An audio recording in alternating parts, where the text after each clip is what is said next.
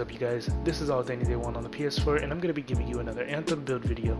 And with this build video I'm going to be giving you is going to be another Interceptor build video, and this one is going to be a Rusher build. So what I mean by Rusher is, I don't mean it's going to be necessarily a melee build. You are going to sometimes be using melee, but you're primarily focused on using a shotgun. And not just that, but you're going to be using abilities that's going to help you a lot with being able to stay sustained in combat, as well as being able to rush into combat fairly easily. So let's go ahead and take a look at the abilities and the weapons. So the weapons you're going to be using, well, for your primary weapon, is going to be Rolling Carnage. And then my secondary is a Siege Breaker. The only reason why I'm using this is because it gives me weapon damage for the 18%, and repair rate or repair drop rate at 25%. The other two stats I'm not worried about, but it is nice that you can freeze your enemies as well on the third shot. But now for the primary, the reason why you want to use Rolling Carnage is because you do it shoots 2 shots in a single trigger. So 2 shell bursts hit hard, and when it says it hits hard, I mean it hits hard. And then for the legendary perk, it has Scout's Advantage. Dashing increases this weapon's damage by 50% for 20 seconds, and it stacks up to 3 times. So you're looking at 150% more damage for 20% or 20 seconds, and the timer resets anytime you dash. So if you do 1 dash, your timer will reset back to 20 seconds with that 3 stacks. Another good shotgun to have is going to be Pop-a-Pump, but the problem with Pop-a-Pump on the Interceptor is the reload. Well, I'm going to first explain to you the perk. So you get reloading increases force and delivers bonus damage of 100% for 15 seconds, and it stacks up to 2 times. That is 200% more damage. That's already 50% more damage than what the Rolling Carnage has. Not only that, but my Pop-a-Pump has 125% weapon damage built in. Unfortunately, it's not for the whole javelin, it's just for the weapon itself. But now, the reason why I'm not using Pop-a-Pump is because I'm using the component that allows me to reload my weapon without taking any from my reserves, just by doing the dash, just by dashing 3 times. And that's a lot quicker and a lot safer than having to wait 2 to 3 seconds to reload your gun, which is going to be for the Pop-a-Pump. Pop-a-Pump is a very, very, very powerful weapon though. So if you like that, you can go ahead and use that, but I would highly, highly, highly recommend using Rolling Carnage, because it's just going to, overall DPS wise, you're going to do a lot better with Rolling Carnage. Now for the strike system, you're going to be using Sanadine's Respite. Now the reason why you're going to be using this is, not only is it a very strong weapon or a very strong ability, because what it does is it basically melts through your enemy's armor, meaning it just kind of ignores the armor that they have, allowing you to do a lot of damage. And there is up to 4 charges in a single in the single ability. Now the gear charges I have is 15%, and that really didn't do much for me, so I didn't bother with this one. But if you can get it with 100% gear charge, that would be amazing. But there's already 4 charges, so you don't necessarily need the 8 charges, but having that gear damage and everything helps a lot. And I personally like having the repair drop rate as well. So because what the repair drop rate does is, anytime you kill an enemy, it gives you a higher chance of the enemies dropping a health orb. So the higher your repair drop rate is, the more often they drop a health orb, allowing you to pretty much stay in the combat, allowing you to consistently keep rushing. Now what's nice about Sanadine's Respite is, on the legendary perk, hitting an enemy weak spots or weak points instantly restores 35% of your shield. So if you feel like, well, not if you feel like, if you are taking a little too much damage, just throw a couple of them and you'll basically have your shield back to full. Now for the assault system, you're going to be using Ranieri's Charge, and a lot of people tend to not actually use this. Most people either go with Serpent's Veil, Absolute Zero, or Ruthless Stalker. Not many people used Ranieri's Charge because during the demo this was broken. It didn't work the way it should have, because anytime you used it, it would just launch you straight rather than auto-targeting an enemy.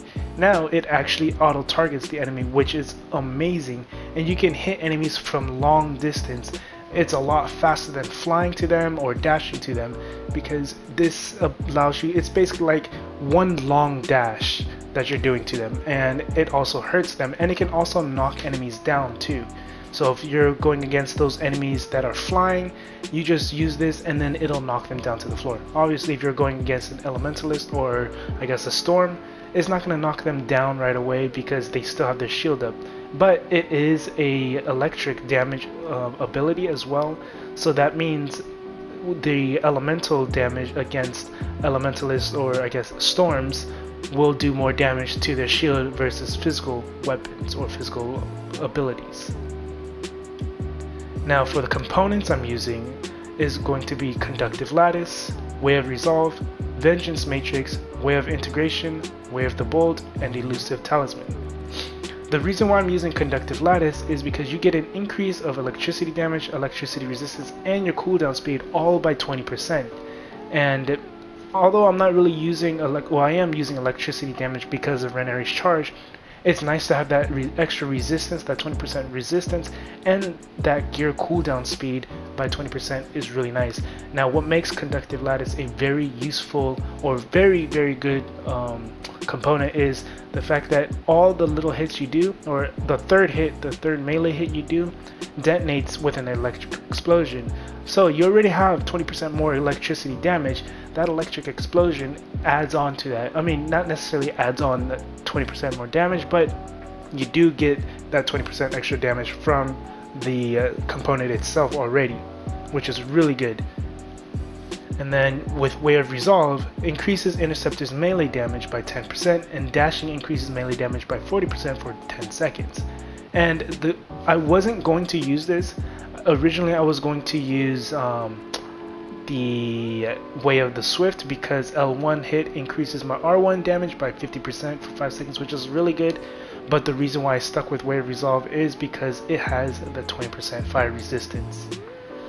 This component itself is really good though, so just in case you can't hit them with your shotgun, because you're mainly going to be using your shotgun. But if you can't hit them, you could just dash and then get 50% more melee damage and then just melee them, which also is really good against the shield guys, I suppose, because you can't hit the shield guys' shield with the shotgun, but you can melee through it. But the reason why I'm mainly using this component is because of that fire resistance. That 20% fire resistance is very noticeable. Normally I would lose my shield and most of my health right off the bat if I get hit by a flame, but it actually doesn't hurt as bad. It does still hurt, but it's not as bad. And then Vengeance Matrix is going to be very important, and the reason why is because you get 50% more damage dealt with all your weapons, all your abilities, everything is increased by 50%, and then you also take 25% less damage. That is amazing. And then when you are on low health, all of your damage is increased by 25% for 5 seconds. What I think would have been really good, what I think they should probably do differently with that masterwork or that legendary perk, is probably on low health you become invincible for 5 seconds or something like that, or whenever you take damage you gain 5% of your health back for 5 seconds per hit or something. I think that would have been really awesome. Probably a little OP, but either way, Vengeance Matrix, just the base stats is really good. Way of Integration increases acid damage and oxygen capacity by 20% and acid resistance by 20%. So I'm not worried about the increased acid damage because we're not using acid, and I'm not worried about oxygen capacity because I'm not really going to go in the water for a very long time. The amount of capacity you have already is fine, but the acid resistance is nice to have against the bugs or the scorpions. But I'm mainly using this because gear hit streaks, when you hit an enemy with your gear 2 times, it increases all of your damage by 30% for 5 seconds, which is going to be the main reason why you're going to want to use Sanadine's Respite. When you use Sanadine's Respite, you have 4 charges, and those charges come back really quick. So having this, you're going to be able to keep up 30% of your damage at all times. And then Way of the Bold is going to be the next one. Increases aura combo pulse strength by 40%. Defeating an enemy with a melee restores 20% of your armor. That is going to be very important to have, because you're going to be rushing your enemies. You're going to be right up on them. So being able to, I know you're going to have a high amount of drop rate for your for the health orbs, or I guess armor repairs, whatever, but still being able to just hit the enemies or melee the enemies down and getting your health back is going to be really nice. So what you could technically do is run into them with Ranieri's charge, and then if they're almost dead, but you're almost dead, you just hit them a few times and you'll get them staggered because of conductive lattice, and also do a lot of damage with it, and then you'll get your armor back and then just go about your business. And what's also nice is with Ranieri's charge, if you do get a kill with it, you get the charge back, and it also counts as a melee ability as well. So you can literally just go around and Ranieri charge multiple different enemies and get your health back that way. And then the last one is Elusive Talisman. This is going to be important. This is why, well, pretty much all of these components are important to have, but the reason why Elusive Talisman is going to be very, very useful is because, one, it increases your weapon damage with your shotgun by 25%, and what I was saying earlier, dashing 3 times is going to refill the equipped magazine. So that means you never have to reload, and you're also going to be dashing a lot anyways, so you might as well be able to refill your ammo, because if you're not dashing as an interceptor, you're gonna get hit and you're gonna get killed. So being able to move around a lot is going to be key to survival. And also, I guess something I should mention before I forget is on the stats, all of your components that you really want to try to look for is going to be like repair drop rate, repair amounts, fire resistance, and maybe even ultimate speed, or the I guess shield max or armor max. Those are going to be really good to have. Effect resistance, I think with the effect resistance, I'm not 100% sure what that is, but I think that's just to all elements, but don't quote me on that. And then other things you might want to get would be like weapon damage or shotgun damage, and maybe even melee damage, because there is melee damage as well. But yeah, that's pretty much it with this build. Oh yeah, and also the support system. You got target beacon. And oh, before I forget, also I'm going to be explaining the consumables that you're going to want to end up using. Alright, so for your sigils that you're going to want to use is you're going to want to use the epic version of the armor sigil, epic version of the shotgun sigil, and then the epic version of the fire sigil. So I don't have the epic version equipped, I have the rare one because I ran out of the epics and I ran out of epic ember, who I know is bad, I need to go farm. But the reason why you're going to want to use the epic version of the armor sigil is because you're going to want to have that extra 30% more armor, as well as that extra 10% physical resistance. You don't need the gear sigil because both of your abilities, whenever you get a kill, they're going to reset their cooldown.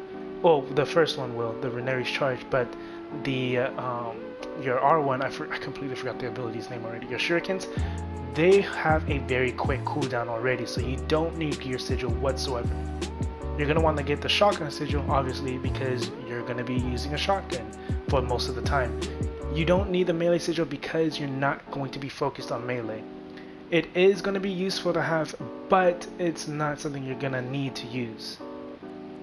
And then the reason why you want fire sigil, you're not going to have any fire abilities, and you're not going to be able to stack anything with fire, but it's the fire resistance. And I'm telling you, the fire resistance helps you a lot going against ash titans, going against the tanker dudes. Those guys are going to hurt a lot if you don't have a lot of resistance. So having enough resistance to being able to take the damage and then have enough time to run away to go heal yourself or go get yourself out of that situation is going to be very nice. And also, if you don't want to use the fire sigil, that is completely fine. The alternatives, in my opinion, or not my opinion, but my other ways I use my sigils is I always still use armor sigil and the shotgun sigil, but the third one, it could be melee sigil or another shotgun sigil. So that way you're looking at 50% more shotgun damage rather than 30%, or you can have that extra melee damage, and your abilities also will have that extra melee damage as well. But that is pretty much it with this video. If this helped you out, go and leave a like, comment, subscribe. If you have any questions or concerns, let me know down in the comment section, and I will try my best to help you guys out to the best of my ability. And yeah, if you have any suggestions on builds, ideas as well that you'd like to see, let me know down in the comment section as well, and I'll try my best to make them. But that's pretty much it. This is all Danny Day 1 on the PS4. Have a good day, good night, and peace.